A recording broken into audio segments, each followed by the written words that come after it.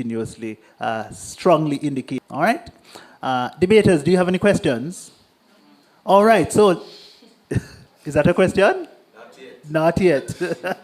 Well, you might not want to ask me questions. You'll ask your opponents questions in the debate. So let's get started. At this time, I call upon the first proposition speaker who comes to us from the Administrator General's Department. Hear, hear.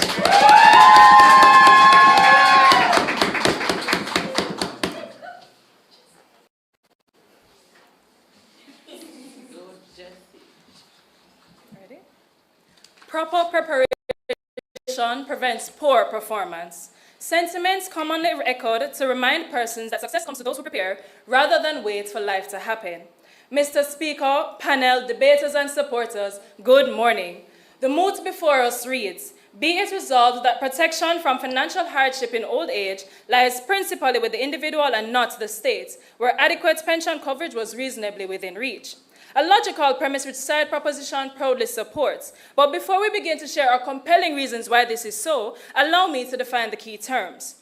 Financial hardship refers to circumstances that make it difficult to keep up with debt payments and pay reasonable basic living expenses such as food, housing, and healthcare.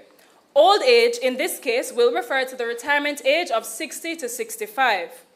Principally means mainly, more than anything or anyone else.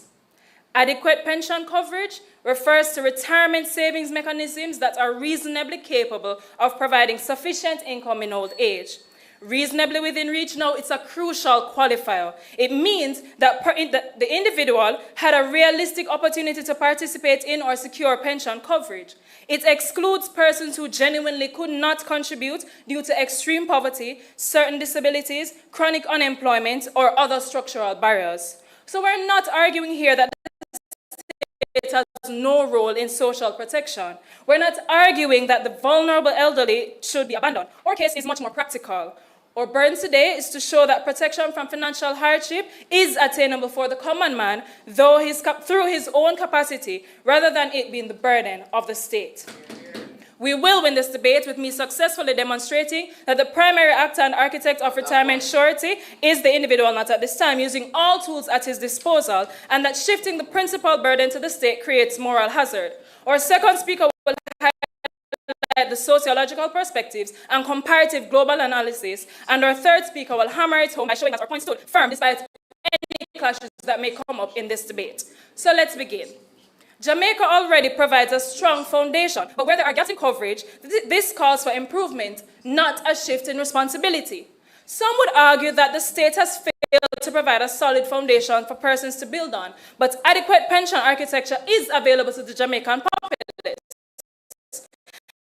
That architecture includes 3 pillars. 1, the government-managed system with mandatory participation, the NIS. 2, privately managed pension plans and approved retirement schemes such as Statutory Life and JMMB retirement plans. And 3, personal savings. In a 2021 report, it was noted that all employees between the ages of 18 to 70 are legally mandated to be registered under the NIS and contribute to the scheme, regardless whether they're working full-time, part-time, or on probation. I'll take you soon. Please sit down. This includes domestic, agricultural, seasonal, and self-employed workers.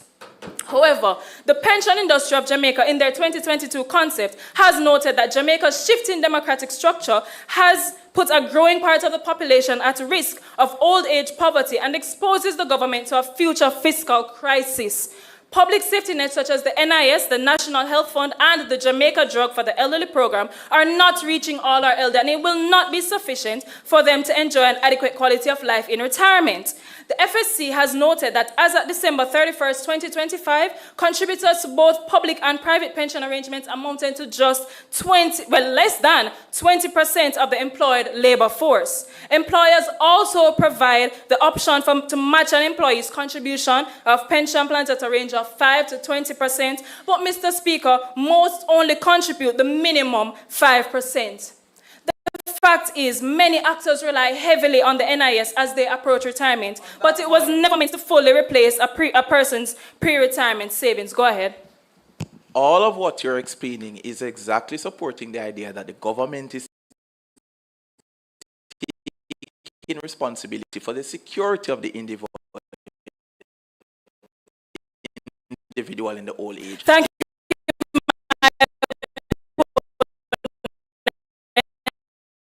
I'll continue. One, many actors are relying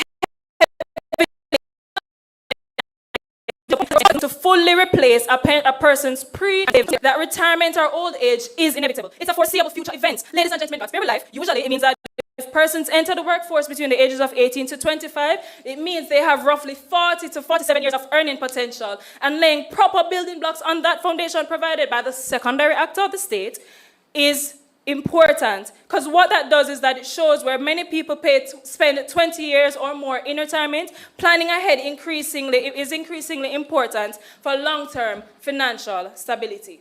Therefore, reliance cannot be on the state as the actor to fund the livelihoods of our aging populace for their basic needs. Question is not whether they're tools or whether there are any tools at all, or whether they are adequate, when truthfully the adequacy of the proven pillars have been tried, tested, and proven. The question is whether those tools have been used well enough, and the answer is no. Now to our next point. Jamaicans not making full use of the pension coverage available has placed a hefty burden on the state, and it creates a moral hazard. If the state becomes the principal guarantor for everyone who had a fair opportunity to prepare and did not, then we create a dangerous incentive structure. I'm sorry you got one already.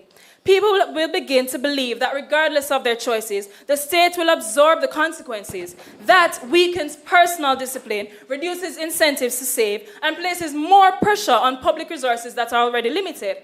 The state funds public health care, PATH, and other social support programs, and these systems, truthfully, are under pressure. If the state becomes a principal actor and a principal rescuer of people who decline to prepare despite having the opportunity, who ultimately pays? It will be the other taxpayers who did plan ahead. We would be shifting the cost of avoidable under-preparation from the actual actors to taxpayers. Mr. Speaker, against the backdrop of our population profile growing older and having an increasing life expectancy, the question is, when someone had a fair opportunity to prepare, who should bear the consequences of not doing so? And we say the individual. So in conclusion, seek a friend before you need a friend. The state's responsibility of providing a solid foundation will continue to supplement financial planning. However, the principal responsibility must be on the individual to make use of all the tools available to prevent financial hardship by retirement. To rule otherwise would undermine personal accountability, create burdens on taxpayers, and encourage dependency and strain Jamaica's already limited resources. The state may support, but it cannot and should not be the primary actor for avoiding retirement insecurity. For these reasons, we proudly stand by this motion. The proposition pauses. We thank the first proposition speaker for opening this debate, and now invite the first opposition speaker to open the opposition's case. Of course, the opposition team is a teaching service. Hear, hear.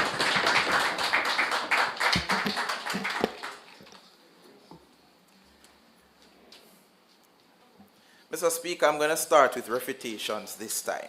Now, first of all, 50% of what the proposition argued is essentially arguing for the opposition's case. The NIS scheme is essentially the government's method of showing its responsibility for securing the financial stability of people after retirement age. Now, what makes their case even worse is that she argues that in status quo with this scheme, people are finding ways to circumvent contributing to the cheapest available means of securing your financial stability in the future. No, if they are avoiding that, no. What do they think is going to happen when government says it's no longer my responsibility and it is wholly your responsibility? When they are forced to rely on finding the more expensive means of contributing to a pension scheme. No, it is obvious to see what will happen. If no, they are avoiding the cheaper approach, they are more likely to not at all to the more expensive approach. I'll take you now. Go ahead. My opponent, the mood didn't say that the government was going to totally abscond responsibility, not be primarily responsible. Mr. Speaker, thank you. Now, let us in fact get to what the mood is about then, because they missed the point entirely. First of all, it is the point that the government ought to take the responsibility. And they argued this whole idea about whether or not people who can afford it should do it, and they missed the true essence of it. Responsibility is not hinged on your ability Responsibility is something that is absolute. Now, we are going to talk about a social contract theory. Let us start first with the ethical motivation to act. There are two ethical motivations. If you are following deontology, then you act based on the outcome. That is primarily what they are talking about. People can afford it, so they should just go ahead and do it. This is flawed in thinking. The second ethical motivation is teleology, which says that the government ought to act on something simply because it is the right thing to do. That is why it is the government's responsibility to do this. Now, what does social contract theory tells us? Social contract theory asks us to imagine a world where there is no government.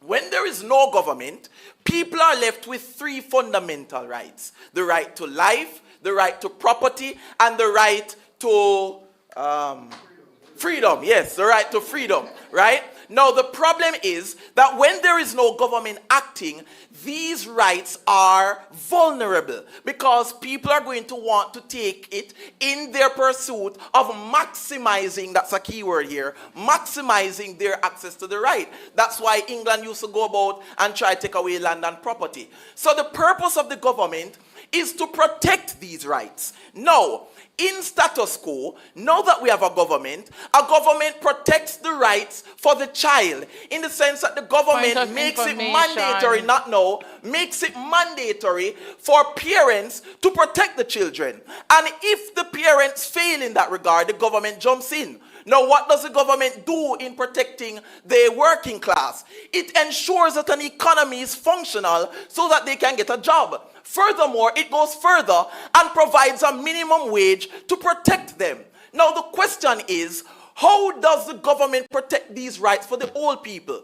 They can't rely on their children because not everybody is going to have children. And furthermore, even those who have children, they could die, God forbid. The surest way for the government to protect the life, the liberty, and the property of the old people is to provide them with pension. This establishes, Mr. Speaker, the idea that pension must not be seen as something you access because you can afford it. It is a fundamental human right in society.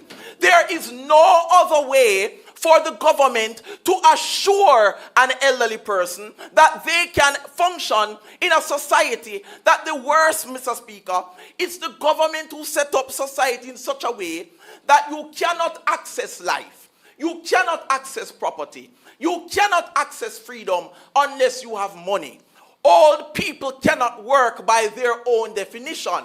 They must stop working by their definition at age 60 and 65. And so what or where are they going to assuredly get money? That's another key word.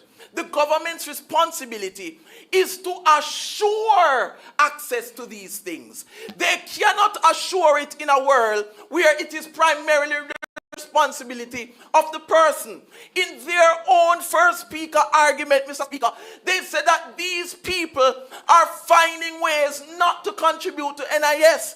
So what do you think is going to happen when NIS is no longer there? It is no longer the responsibility of the government.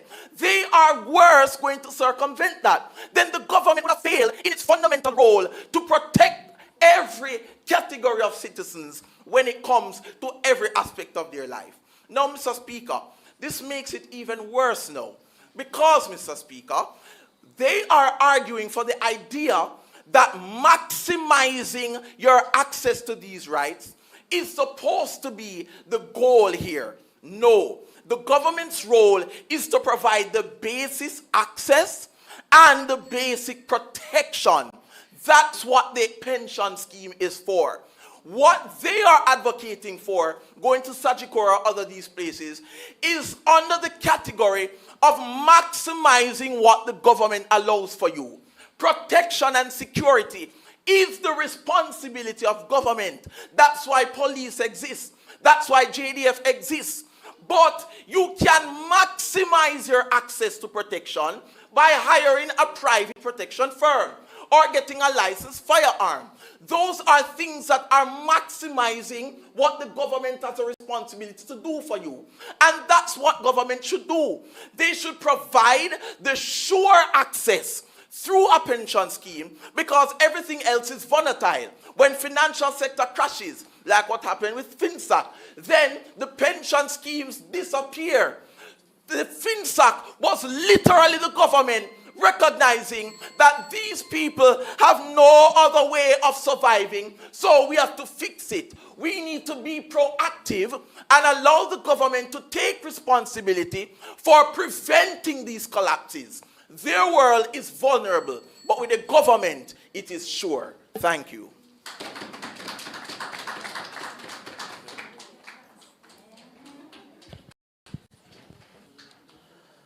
We thank the first opposition speaker for his energetic presentation. We now move to the first segment of cross-examination. In this segment, the opposition team, the teaching service, gets a chance to ask 3 questions of the proposition team, the Auditor General's department. Each question is limited to 10 seconds. Each response, Auditor General, limited to 45 seconds. Teaching service, you may now pose your questions. Considering the vulnerable nature of private pension schemes, how does, in your world, the government provide a guarantee protection for the financial stability of the elderly? My opponents, do not be confused. The government already provides a guaranteed structure through the NIS, as it is mandatorily and legally required that everyone participates. Through private pensions, though, that's an added layer of security, and the government will, while they reform the system and ensure proper procedure is followed, that will ensure that they are that persons are well secured. And private pension schemes are vulnerable, but they are not failing. My opponent, what you didn't mention is Sagicor, JMMB, FGB, all those successful private pension schemes. My opponent, the government has a responsibility, but what you've conflated is solely with primary versus secondary. The government is not taking a primary responsibility. We're taking, okay. What do you believe should be the government's response when it realizes that its citizens are constrained and cannot adequately make the proper preparation that you talk about? My opponent, that is not what the motion requires us to argue. It is not the citizens who are constrained. It is not the citizens who are unable to make the proper preparation. Be not misled, my adjudicators. We're talking about the citizens that had adequate pension coverage within reach. It was accessible. It was affordable. It was reasonably within reach, and they chose not to invest. And they are the primary actor who have lived off certain life choices. And we on Team Proposition is saying we cannot give the government primary liability for primary actors where they should be held primary responsible. So again, primary actor, primary responsibility. We can't shift the burden to the government. That is absurd, that is ludicrous, that is financial madness.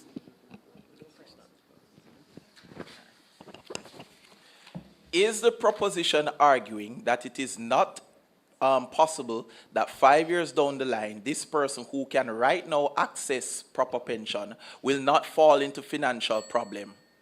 My opponent, again, we have to stay on course with what the mood requires us to discuss, yeah? We're not saying they're not falling in financial problem. We're not discussing in isolation elderly poverty. What we are saying is that there are primary actors who had adequate pension services, which means that the 3 tiers they were exposed to. Saving plans, pension plans, and NIS that is mandated by the government.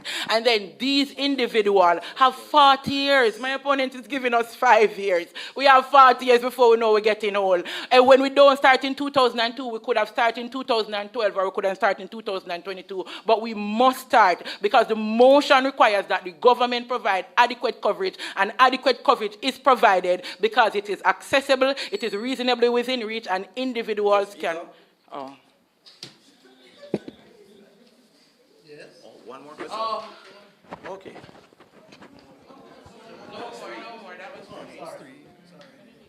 All right, thank you very much. That was your third question. Thanks for the response, Auditor General. Administrator General, sorry. Administrator General, you may now pose your 3 questions to the teaching service. Thank you. My opponents, if the state bears the principal burden for all citizens, aren't we actively diluting the resources available to help the destitute who have no other choice? No. In fact, it is actually making it more possible for the government to be able to support them. So when the government is first of all, the problem with your argument is you present this NIS as not the government's pension scheme. Pension is a part of the NIS program. So let us establish that first of all. So in status quo, there is such a thing. When it is no longer the government's burden to foot it, then there is no longer legal requirement that the government can place upon the wealthier people to contribute to such a scheme. So when they no longer contribute to such a scheme, there is actually less money available in the fund to be dispersed to everybody. So in your world, there's actually a greater risk of the government not being able to accrue enough funds to be able to support the vulnerable. Okay, my opponents, we're not advocating for the removal of the government's responsibility. But when the government is faced with an economic crisis in your world and is forced to implement austerity measures, where does that leave the individual who puts 100% in the state? Could you repeat? Yes. When the government is faced with an economic crisis and is forced to implement austerity measures, where does that leave the individual who puts 100% trust in the state? I mean, perhaps you missed the core of what I said. The person is no longer the same thing you're accusing us of doing, you're doing now. The government is the primary person with responsibility for the pension. The person is therefore still free to provide, to contract or contribute to a private pension scheme. And so there is no world where we're suggesting that that cannot happen. But the problem in your world is that when they rely primarily on these private schemes, when there is austerity situations in the financial sector, then it puts them at risk. That is exactly what happened in FinSac. When the crashes happened, a lot... My opponent. If individuals know the state will remain principally responsible regardless of their own choices, what incentive remains for prudent retirement planning? The prudent retirement planning is the government securing the retirement for them. We are arguing that in your world, when it is guaranteed now that they have a safety net, you argue that they are still trying to find a way not to contribute to it. So the logical mind thinks that if when it is easy to participate in such a planning scheme, they are more likely not to do it when it becomes harder. A private pension scheme is harder by virtue of the amount of contribution, and we argue it is even more volatile. The match is about what secures most guaranteedly the protection of the elderly people. A private scheme will not guarantee it, but with a government scheme taking the responsibility, it's guaranteed. Mr. Speaker.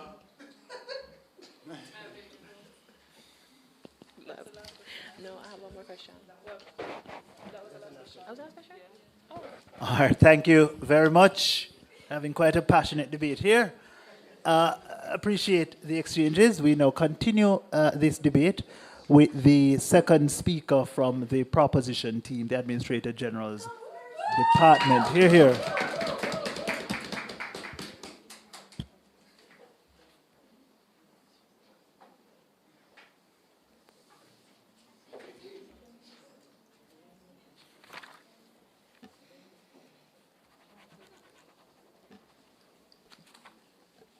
Good morning, everyone.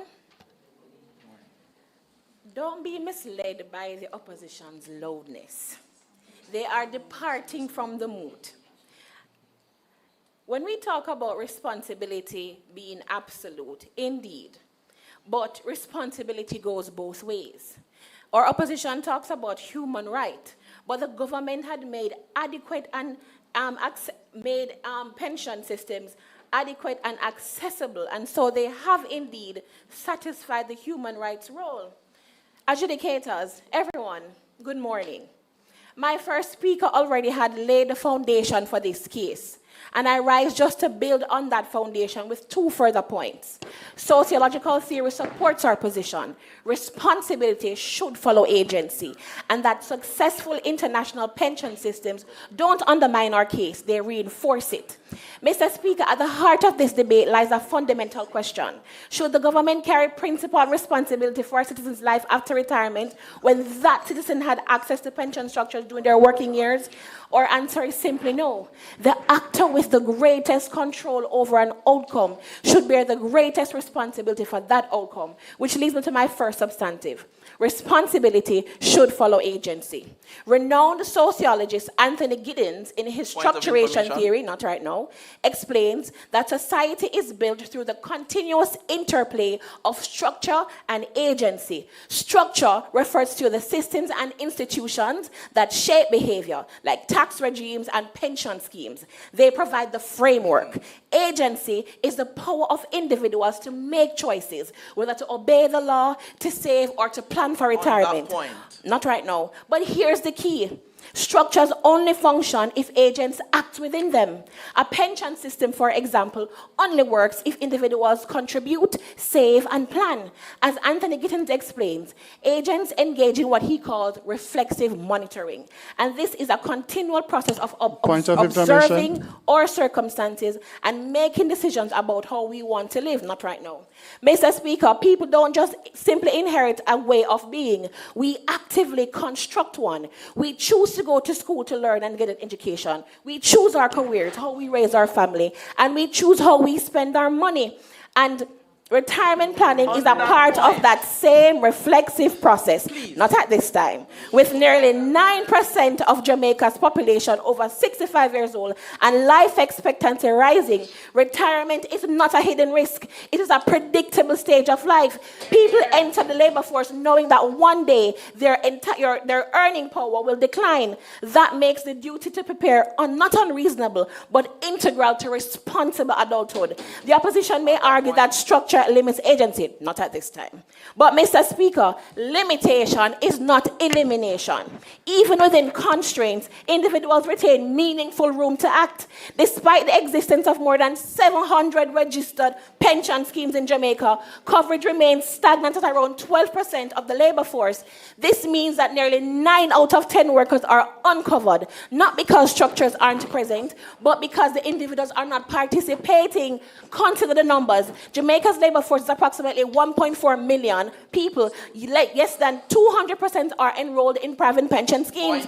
Meanwhile, pension assets, not at this time, have grown to over 800 billion, proving that the system is financially viable for those who choose to act. Mr. Speaker, if the Jamaican government were to guarantee even the basic NIS pension of $3,400 per week to all uncovered workers, the annual bill will exceed 222 billion, consuming over 10% of the GDP, destabilizing public finances and crowding out spending on education, healthcare, and infrastructure.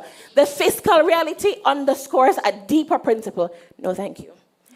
As Giddens reminds us, structure provides the framework, but agency activates them. Mr. Speaker, the actor with the greatest control over an outcome should bear the greatest responsibility for that outcome. Put plainly, he who calls the tune pays the piper. This moves me to my second substantive. Successful retirement systems around the world are built on individual responsibility, supported by the state. The strongest pension systems in the world do not treat citizens as passive recipients of state rescue. Singapore's Central Provident Fund, CPF, proves that successful retirement systems are built on individual responsibility, supported by the state. By mandating that workers and employers contribute 37% of monthly wages, the CPF ensures that the individuals consistently save for retirement. The system works, Mr. Speaker, because mandatory contributions prevent undersaving, while government guaranteed interest rate of up to 6% protects and grows those savings over time. The impact is clear. Citizens retire with sufficient funds, reducing poverty among the elderly and lowering reliance on the welfare programs, which leads to the state avoiding unsustainable fiscal burdens. Additionally, the Netherlands pension system is widely regarded as one of the strongest retirement systems in the world. It guarantees a basic pension, but the majority of the retirement income typically comes from employer and individual savings. This is what currently obtains in Jamaica's status quo. The difference is participation. In the Netherlands, citizens widely engage in additional schemes. In Jamaica, while the framework exists, uptake is far lower. That is why reinforcing individual responsibility is not optional, but essential to sustainability. In conclusion, Mr. Speaker, this debate asks whether the individual, when pension coverage was reasonably available, should remain the primary actor responsible for avoiding financial hardship in old age. Our answer is yes. The proposition pauses.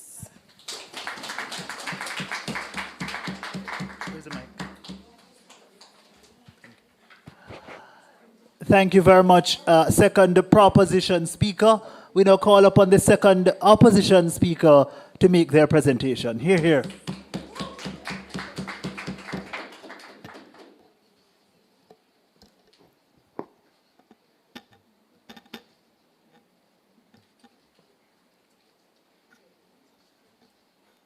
Mr. Speaker, I'd like to jump into some rebuttals before I go into my substantives. Now, on this side, what we get at best is that if all works well, then the plan works. But on our side, what we are seeing is that there's a perpetual safety net, and we believe that that is very important. They tell us that responsibility is dependent on the affordability, and it's linked to affordability. But if that were the case, then parents who are not able to afford certain things should not provide education for their children. We shouldn't pay our taxes if we can't afford it. And if affordability is the primary issue, then we see how that falls apart. They also tell us that the government has already made it accessible for all. Then if it has been accessible for all, what then are they arguing? And in that case, how do we account for education and other responsibilities? They quoted 200 billion, and we have read the government's white paper that proposes the institution of this enrollment for pension, and it states that at maximum it will be $24 billion in addition to what exists now. Let's look at this from a pragmatic approach. We must understand, I'll tell you when I'm ready, understand that the government acts as a public trustee. Government ought to use its unique capacity to prevent foreseeable and avoidable harm to its citizens. This naturally leads to pragmatic action, which I will outline. I want to look at the pragmatic actions in terms of the incentives, which answers a lot of what I have said. I will tell you when I'm ready. Okay. Incentives, and also look at the outcomes, since they want to go along that line. Now, the incentives. Are Jamaicans really more likely to save and invest consistently when they know that they are primarily responsible for their retirement security? Financial decisions are not made on a level playing field. Everybody experiences different challenges. Some of these include wage stagnation, responsibility to take care of their elders, healthcare emergencies, economic constrictions, and limited financial literacy. Accessibility does not guarantee meaningful affordability because the market risks are beyond the control of these individuals. There's inflation, there's pension fund failure, there's unexpected longevity, there's rising healthcare costs. The proposition assumes that responsibility automatically creates incentive. We disagree. Retirement is a delayed benefit occurring decades into the future, while food, rent, transportation, and childcare are immediate costs. Unsurprisingly to us, individuals will prioritize these present needs over future security because they have to survive now. You can't save for the future and dead now. The state is best positioned to pool these risks across the society and improve the possibility for better outcomes. So the government is the only actor that can not only improve the standing for those in the formal industries, but also private sector and the informal industries. And we saw how the government had to step in to help out those in the tourist sector to create for them a pension scheme, because the government knows that it is the best actor to get this done. This means that with automatic enrollment, the government protects these persons and their better prospects, not just for those in the formal industries, but for all persons. This is important because only on our side is there a safety net for all citizens. The outcomes that we want to talk about quickly.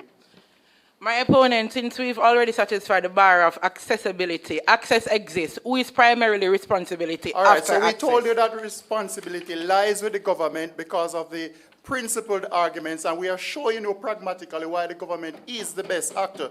So, listen carefully. Outcomes, to do justice to this issue, we must answer the question of where responsibility lies, which was done by opening speaker. And also, we must look at the fact that the outcomes are needed on a scaled level. Who is best able to do this? Now, protecting our citizens from financial hardship in old age necessarily means covering certain things such as housing, food, healthcare, daily living expenses, and long-term care. According to Statin, 9 out of 10 persons who retire face old age poverty. This is a significant subset of our society.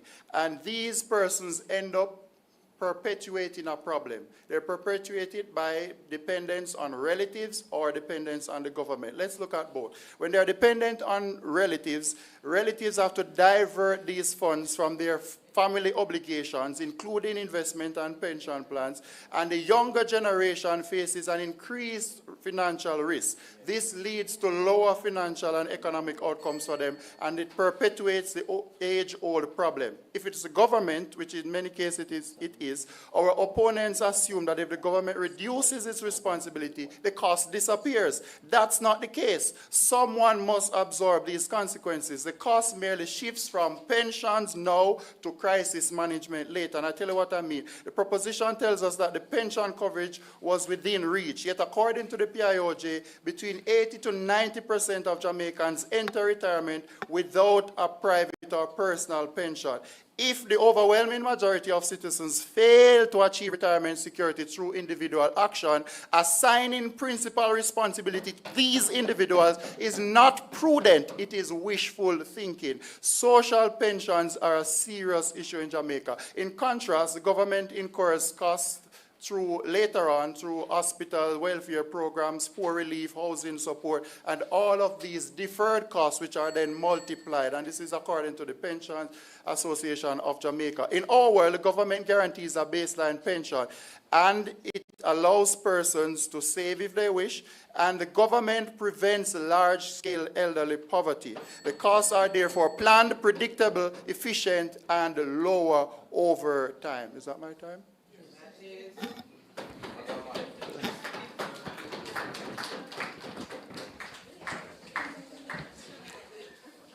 Thank you very much for that speech, second opposition speaker. We now continue with the second segment, of cross-examination.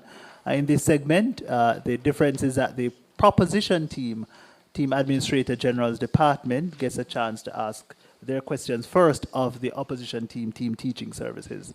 All of the rules remain the same. So, Administrator General, you may begin. My opponents, if adequate pension coverage was reasonably within reach, why should the financial burden fall on taxpayers rather than on the individual who chose not to secure it? Because you agreed by virtue of not engaging with my argument, and your second speaker agreed that we can, in fact, think of pension as a fundamental human right. It is the burden of the government to protect and allow access to those fundamental human rights. And so because it is a fundamental human right, your access to the fundamental human right is never contingent on your affordability. And that is the flaw in your argument. Because responsibility for fundamental human rights rests with the government, it is therefore primarily the government's responsibility to protect that. Anything done, what you are arguing for, is merely an extension or an ability to maximize access.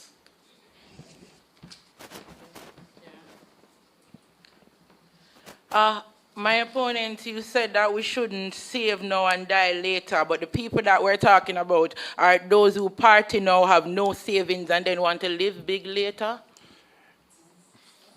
We didn't say that you shouldn't save.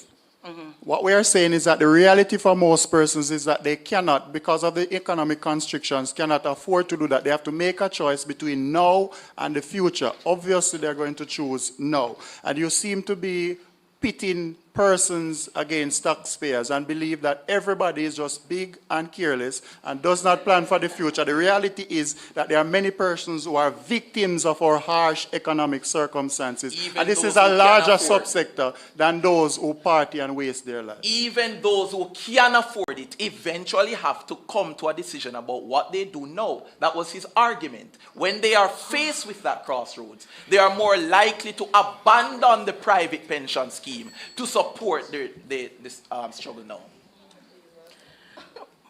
My opponent, you went down this wormhole about the people not able to afford it, but didn't we define the actors as those excluded from hardship or poverty where it was out of reach?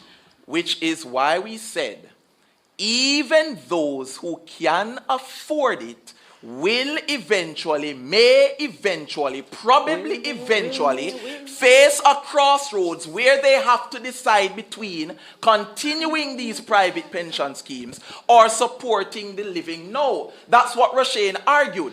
The problem in your world is that when the government is not the primary person responsibility for pensions, then they are likely to switch and the harm is great. But when the government has primary role, the support and the protection is guaranteed. It's never guaranteed in your world.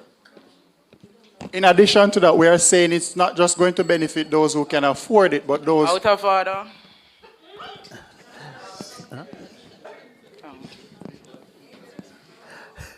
Thank you very much. Sounds like we have an adjudicator in the audience. My apologies. All right, thank you very much for that phase of cross-examination. We continue now as we make way for the questions from the opposition team teaching service.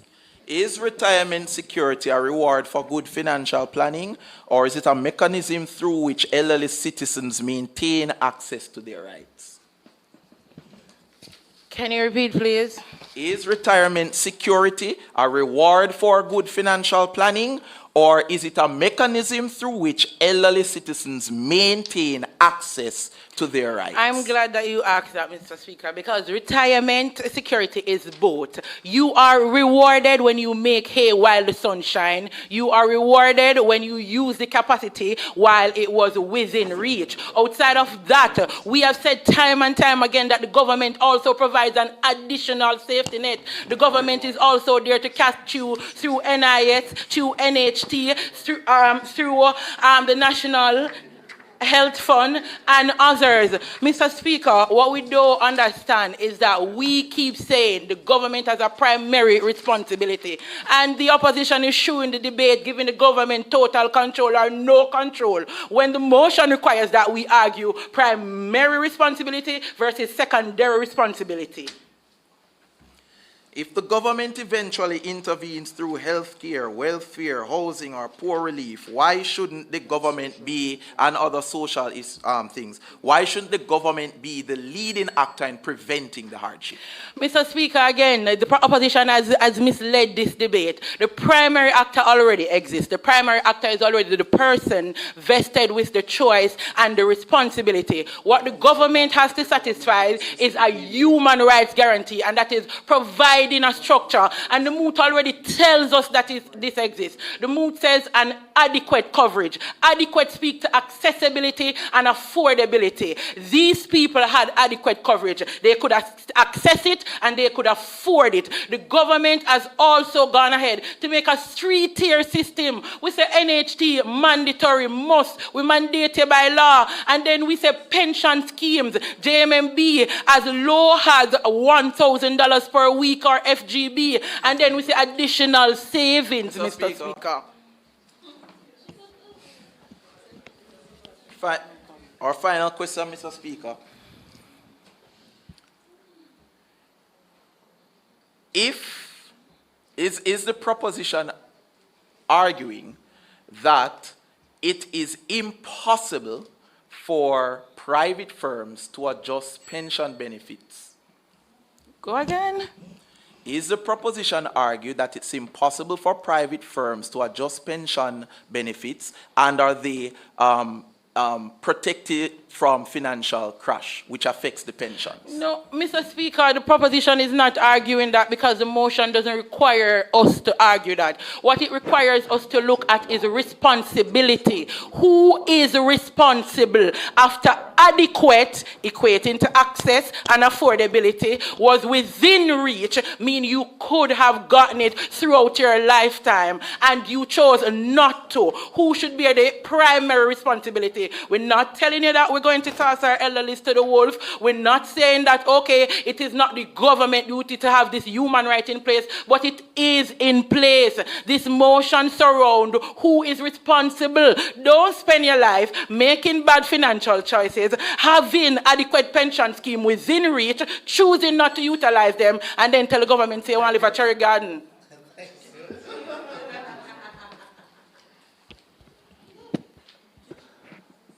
All right. Thank you. Thank you very much to both teams for the second phase of cross-examination. Yes, I think a round of applause is deserving. Ladies and gentlemen, we will now pause the debate for 1 minute, after which we'll resume with the reply speaker from the opposition team, the teaching service. Thereafter, the debate will conclude with that speech, the reply speech from the proposition team, the Administrator General's Department. Teams, your 1 minute pause begins now.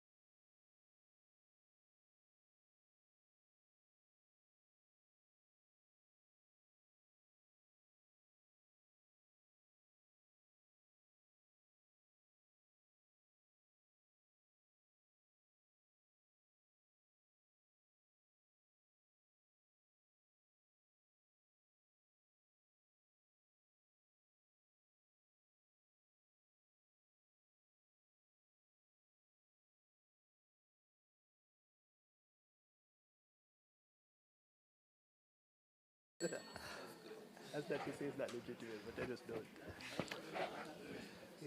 Yes.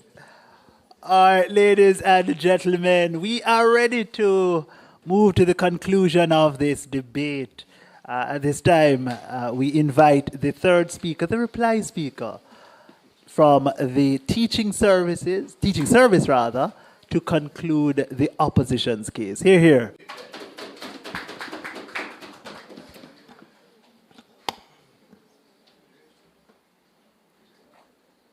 Mr. Speaker, throughout this debate, government proved that people should save, people should plan, and people should prepare for retirement. Opposition never disagreed. The problem is that the motion was never asking whether individuals have responsibility. It asks whether those responsibilities become the principal safeguard against financial hardship in old age. To win this debate, government needed to prove that once these pension opportunities exist, the state's obligation ends. They never proved that. Instead, this debate came down to 4 questions, and we're going to tell you what these questions are. 1, does access create moral obligation sufficient to transfer responsibility? 2, what does within reach actually mean? 3, should early security be individual or collective? And finally, who is best positioned to manage the risk of old age? The first question. Government assumes that because pension opportunities exist, individuals should bear the principal burden of retirement security. But access to an opportunity does not extinguish duty to protect. The existence of school does not eliminate the state's responsibility for education. The existence of hospital doesn't eliminate the state's responsibility for healthcare. Likewise, the existence of pension scheme does not eliminate the state's responsibility for retirement protection. Kevon showed that the government exists to protect access to life, liberty, and property. If financial security is necessary to access healthcare, food, housing, and dignity in old age, then retirement protection becomes one of the mechanisms through which those rights are preserved. Government proved opportunities existed.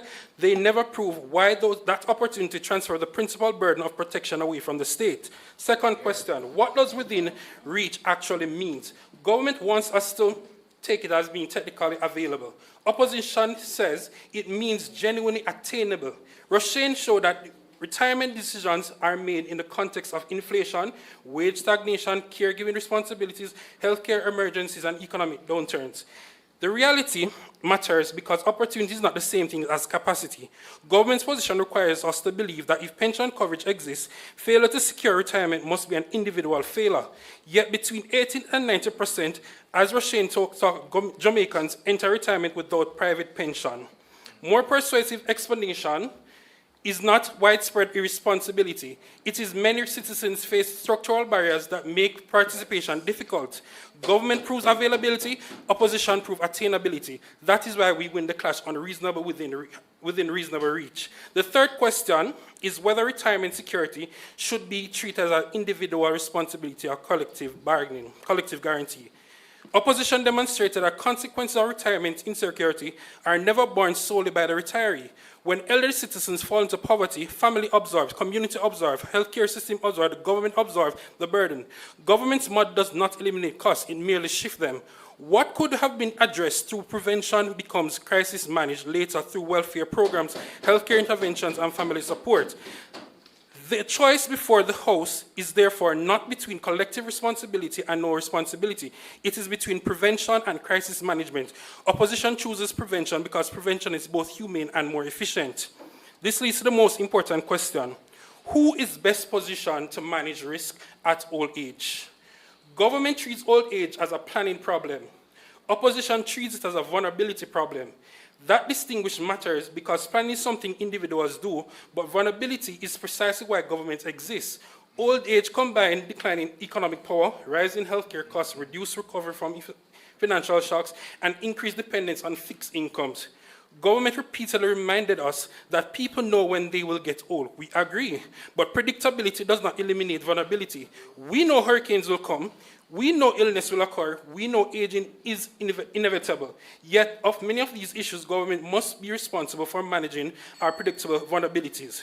Roshane showed that retirement insecurity is shaped by inflation, healthcare costs, economic downturns, and longevity risks. These risks individuals cannot fully control. An individual can stay responsible and still overwhelmed by inflation.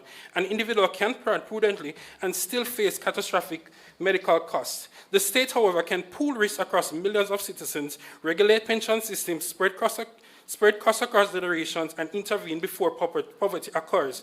Individuals can manage their own risk. The state can manage society's risk. That is why countries such as Mauritius, Botswana, and Barbados increasingly recognize retirement security as a public responsibility rather than merely a private one. In closing, Mr. Speaker, we prove that pension opportunities does not eliminate states' obligation to protect. We prove that within reach means more than technical availability.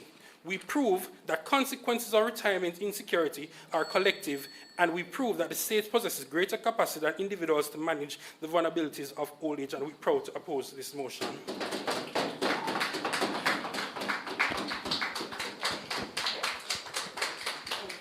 Thank you very much. Third speaker, reply speaker there from the opposition team representing the teaching service.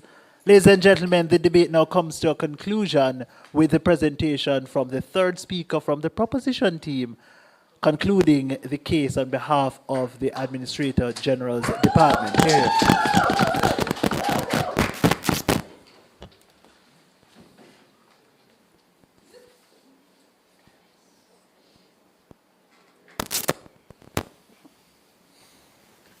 All protocols observed. Mr. Speaker, today before us is an actor's motion. The principal actor that we're discussing is someone earning enough that they're able to pay pension funds but has chosen not to do so. Mr. Speaker, retirement doesn't reward excuses. It rewards Jamaicans who prepared while the opportunity was within reach. Jamaicans who made hay while the sun shines. Mr. Speaker, the opposition attempts to tell you that this motion was cruel and how dare you expect old people to fend for themselves. Mr. Speaker, throughout the entire notion, the opposition speaks as though that old people were born old and that they didn't have time to plan for their retirement and that they didn't have 40 years. Mr. Speaker, third speaker came up here and tell us that we know that old age is coming the same way we know that a hurricane is coming, but we have 3 months to prepare for a hurricane and 40 years to prepare for old age. How is that a reasonable comparison? Mr. Speaker, the opposition gave us baseless, toothless, bottomless arguments when they told us a few things that doesn't go so.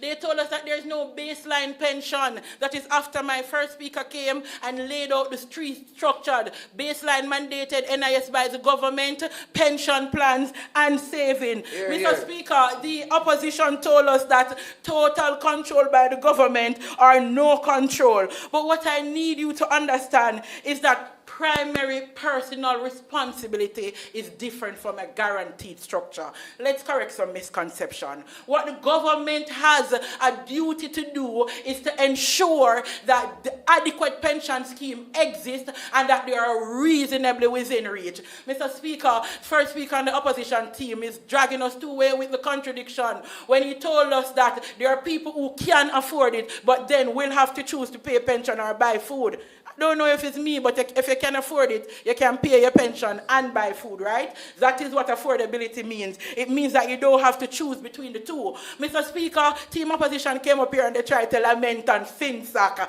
one failing pension scheme, and not take into account the other 700 pension schemes that exist today in Jamaica, as my second speaker said, that aren't being utilized by the common man. Mr. Speaker, we must put it to you that the pension scheme that currently exists meet people where they are. That the motion already tells us that adequate coverage means affordability and accessibility and that it is within reach. Mr. Speaker, the motion already chooses for us who the primary actor is, and that is the individual. Now what we are asking, right, is the individual abscond their ability? Should the government now has a primary responsibility? And what we're saying is that the government should be responsible, but not primarily responsible, because responsibility has to follow agency. My opponent came up here and gave us arguments surrounding human rights and that the government must satisfy its human rights tier.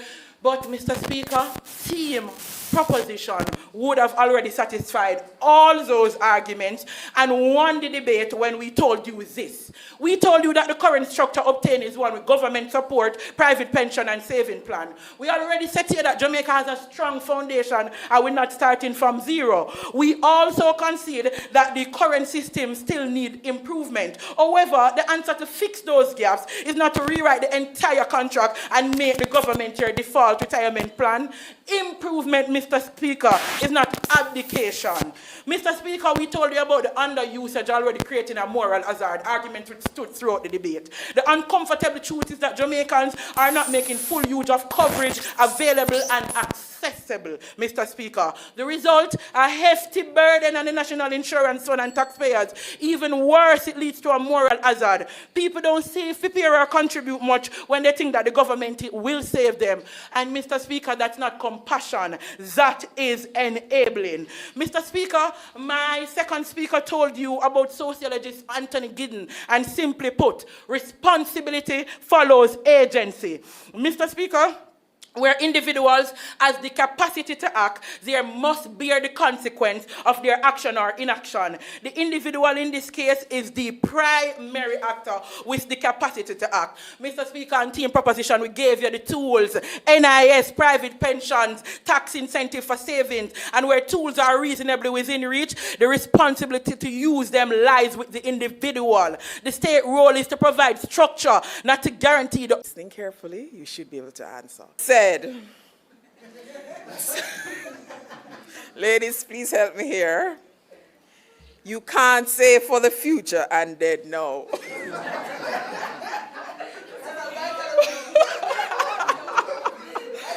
Too many hands went up at the same time. I'm not able. All right, so which debater said that? Awesome.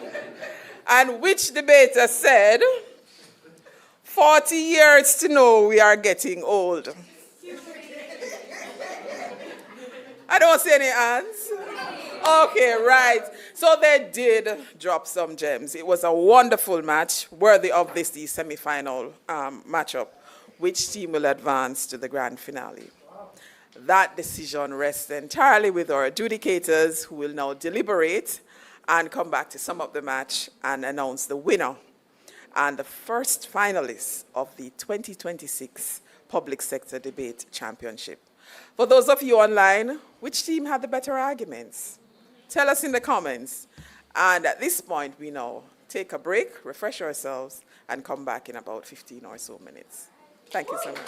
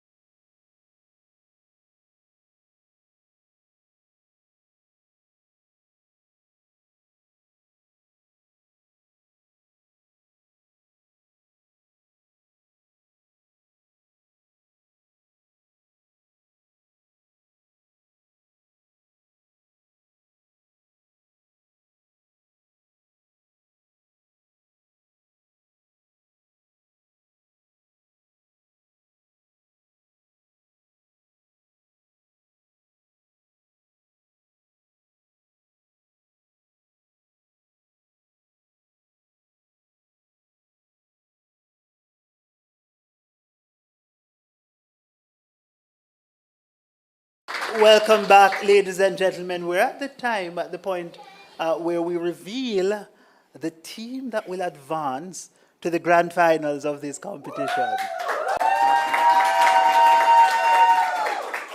But I'm afraid you have a little waiting still ahead because I have some information, valuable, vital information that will inform that decision. The panel of adjudicators thought that we had quite an interesting debate, though that concerned us with respect to some issues with respect to interpretation and understanding of the moot, and so that really did add a little bit of difficulty to our job. Nevertheless, we think both teams did reasonably well and are indeed deserving of a round of applause. To remind you, we had on-side proposition the Administrator General's Department, and yes, and on opposition we had Teaching Service. I want to start by giving a sort of a description and interpretation of the moot. So the moot, although not an actor motion or moot, really does look at a particular kind of an individual. It's an individual who has gotten to the age of retirement, has fallen on hard times, and that individual, while they were working before they retired, had reasonable capacity, reasonable opportunity to invest in a pension scheme that was adequate, but chose not to, for whatever reasons. You know, it could be that they chose to party with the money, or they chose to invest it otherwise. But whatever reasons, they did not. And crucially, they had reasonable opportunity. Now, we spent a little time to discuss what does this mean. We think that while they were working, they had to engage in trade-offs, right? They had to make decisions as to where to spend their money or how to spend the money. Obviously, they chose not to invest in a pension scheme or an adequate pension scheme. But we don't think that the trade-offs that are of concern in this debate are trade-offs that our responsibility looks like and how that is reflected and demonstrated versus a primary responsibility. Nevertheless, the moot contends, certainly from the vantage of proposition, that primary responsibility, which we appreciate as a panel as being the first entity on whom the responsibility exists, the first individual or entity who should be expected to solve the problem that exists with respect to the financial hardships. That responsibility is placed on the individual who themselves are faced with the financial hardship and not the state. Of course, side opposition contends it is the state. Good? So with that kind of interpretation out the way, let us now dive into the argumentation. Team proposition contends that one reason why it should not be the responsibility of the state, that it sets up what they contend is a moral hazard. A moral hazard in that people recognizing that the state is there to bail them out when they are working will choose not to invest to save themselves and to secure themselves financially in old age. Right? And they contend that this exists right now and this will continue to exist unless the state declares and sort of acts as though it does not have primary responsibility.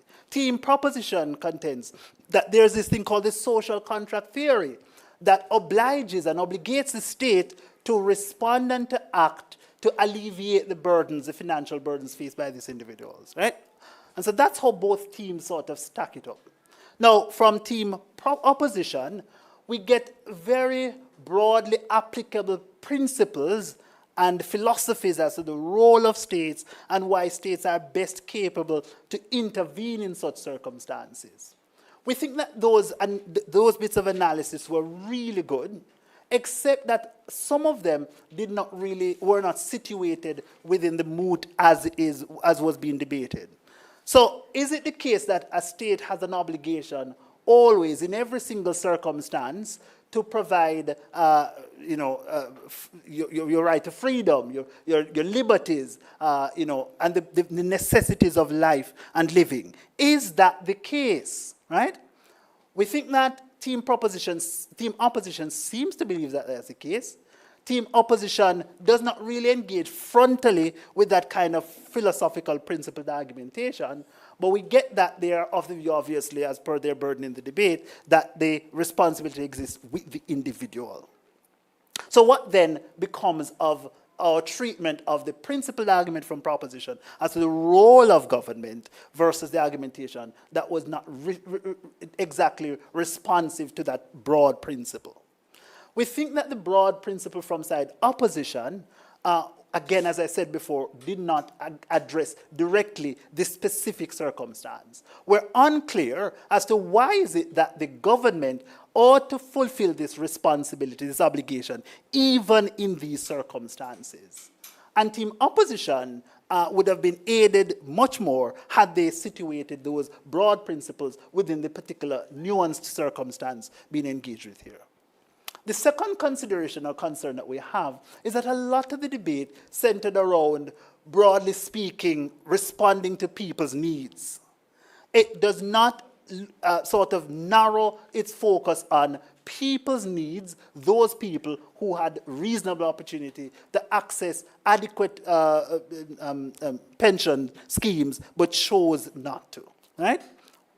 We think that there's something materially different about that kind of individual spoken of in the moot, as opposed to, broadly speaking, the society at large. And so that's why we feel like the principal argumentation of opposition did not certainly address directly the unique circumstances being addressed by the moot. Okay?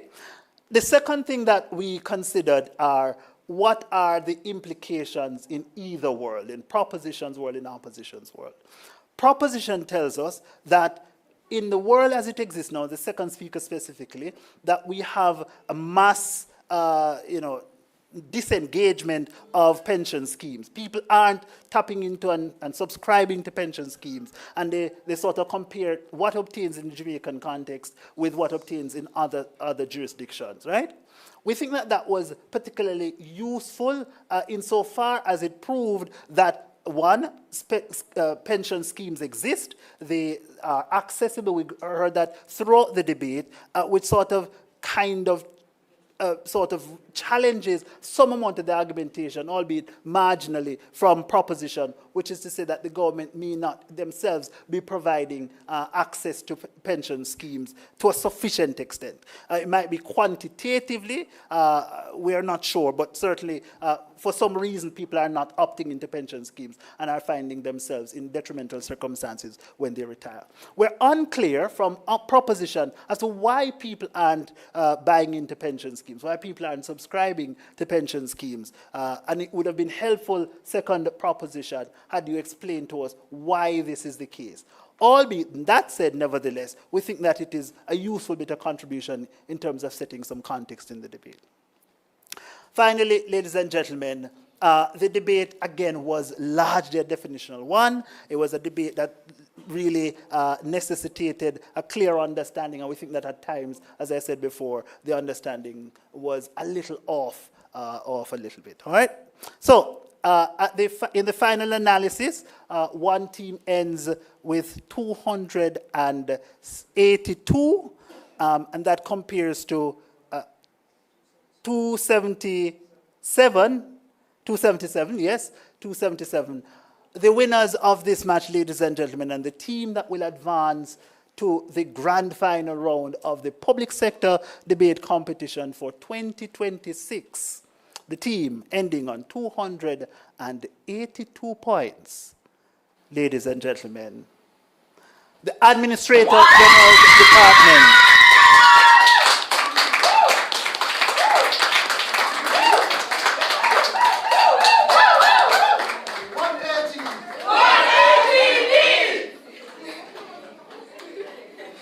So I don't think I need to congratulate them anymore. You seem to have done that adequately. So we thank them. But let's big up, let's congratulate teaching service on getting thus far in the competition. And ladies and gentlemen, both teams have another match to play. teaching service. They are the first team through to the third place playoff, which will happen on the very same day as a grand final match, which so far we know will feature the Administrator General's department. Ladies and gentlemen, the best debater in this match, and it was a close toss-up between one speaker on one team, the other speaker on another team, and so I will announce the lesser of the two speakers in terms of the points as being the commendable debater. We thought that that debater was Roshane Nelson. That's the commendable debater. The overall best debater, ladies and gentlemen, comes to us from the winning team, Cudian King.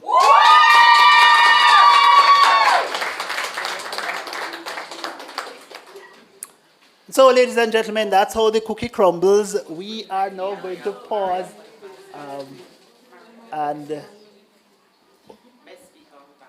okay, all right. So we have a gift basket to be presented to the best debater, and we invite, is it Tamika? Maria. Oh, we have the executive director herself, Maria Thompson Walters, to present the best debater's prize to the best debater.